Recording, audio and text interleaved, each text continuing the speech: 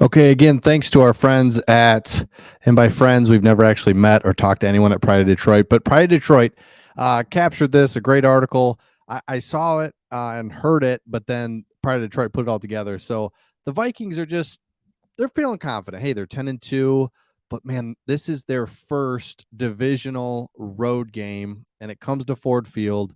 Our fans are fired up, and it's just going to be a great atmosphere. So Kirk Cousins calls this what's he call this? A t-shirt and hat game. And what he means by that, if the Vikings win, they win the division and they get t-shirts and hats, NFC North champs. So that this is what he's calling it, a t-shirt and hat game. And he said it would be, and when you get the job done in that sort of game, that is what is special. So he's visualizing wearing the NFC North champion hats and t-shirts at Ford Field. We can't let that happen. And he goes on to say we've got a big challenge ahead of us because the Lions are a really good football team. So not really trash talk there. But then our buddy here, Jalon Reagor, said we're going to win. And then they asked him, hey, is this a guarantee? Or like, what are you saying here? And he says, yes, this is a guarantee. I have no doubts. So just for reference, Jalon, his stats so far this year, is this right? 6 receptions for 87 yards and 1 touchdown. I mean, that's what St. Brown does every game. Every game. In a half, St. Brown does that. So it's like, just settle down, Jalon. So this is a big game for us because we want to prove that we're playing well, because we are. And we're going against the Vikings, who we should have beaten the first game. We didn't. Hats off to the Vikings, because that's how they've won all year. They continue to win somehow. Close games, they somehow pull it out. And that's how you end up being 10-2 and right in prime position to win the division. But hey, are they going to eventually probably win the division? Probably, right? I mean, come on. But just not this week. Just not this week against the Lions, because I'm so excited, and we've seen it as Lions fans. We're getting healthy. We've got guys coming back. Our offense looks healthy. Defensively, we've really calmed things down.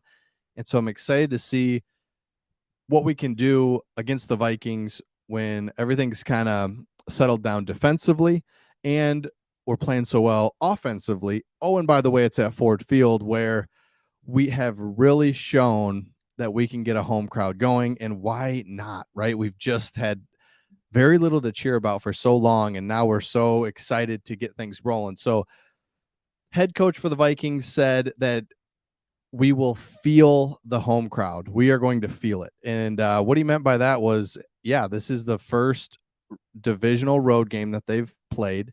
He referenced how the Vikings have a great home field advantage. So he recognizes what that can do to an opponent and knows that they are the opponent that's going to go into a environment like Ford Field. It's one thing to have an environment. We've been here before, right? We've had good crowds, we've had loud crowds, but it doesn't matter if you can't play on the field. But we are playing well. We're stopping people. We're scoring. And I think it's kind of all, when you talk about all 3 aspects of why we're playing so well, one of it is the home crowd. I didn't mean to make this a home crowd video, but I'm just thinking about it as we're talking here. When you're scoring and you're up, and then the crowd's into it, and then the defense plays well and you get a stop, and it's just a snowball of good things happening, versus the crowd can't get into it when you're down 7 and down 14. And I think of that first game against the Eagles where we were fired up, Ford Field. But when you're down 2 scores, 3 scores there at one point, you're just like, what am I doing here? I can't be cheering and going crazy. So I'm excited to see what Ford Field brings. I'm excited to see another week of a generally healthy team. I don't know about Romeo Okwara. We're going to keep an eye on that, if he's going to play or not. But you've got Jameson Williams, who I think that was perfect what we did last week. We didn't have to use him, let him run around a little bit. But what if he's like full go and we can unleash him at any moment? I don't know if he is, but that would be awesome. And that's what I'm really luging for. So Jalon Reagor's got some words, not the worst thing in the world. He thinks they're going to win, whatever. You see that a lot. Not a lot, but you see that from time to time from like a guy. You're not going to get Kirk Cousins. You're not going to get one of their main players to say something like that, but he's like a second-year player, whatever. But not this week. Like, not this week. The Lions are playing so well. I'm excited to see if we can keep it going, because we did see when it all started against the Packers, that was kind of a weird game. We end up winning, and we defense holds Aaron Rodgers, and then it's Chicago, and we just were playing better, and we just keep playing better. So I'm curious to see, are we going to have a drop off? Or are we going to continue to play even better, maybe than we did against the Jaguars? I mean, that'd be very hard. We played great against the Jaguars, but my point is, there has not been. I've been waiting for that drop off, been waiting and waiting, and now here we are, 5-6 weeks into this rebirth of, man, defensively we're playing well, offensively Swift, Williams, receivers are healthy. It's just like, this is crazy. And I don't know if you've noticed, but offensively, I just feel like we're very every play we put ourselves in a really good position. How many times in the past, or when you're watching football, any team you like, college, whatever, it's just like, what was that play? What was that wasted play? And I get it. If it doesn't work, then it doesn't look like a good play. I get it when it's not blocked up right or whatever. But that's the whole point. Every play has a purpose, and that just feels good, looks good. There's no just basic run or a pass that's just like, no, there's nothing there. There's something schemed up in everything that Ben Johnson's doing offensively. And I really think, and we've known this from the beginning, offensively, when we're going, that's when we're at our best, because our defense, yes, our defense needs to be like average. We need that. But when we can score and stay ahead of the game, man, and there's no reason why we can't. Ben Johnson's calling great games, and Jared Goff, what can you say? The guy is playing so well.